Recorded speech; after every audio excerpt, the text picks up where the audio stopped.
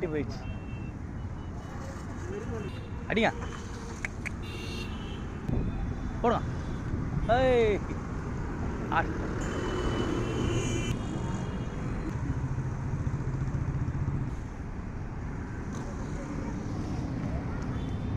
புடிச்சிட்டாரு.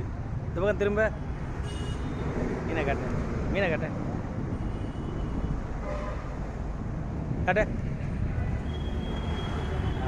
போடு கையில் போடு.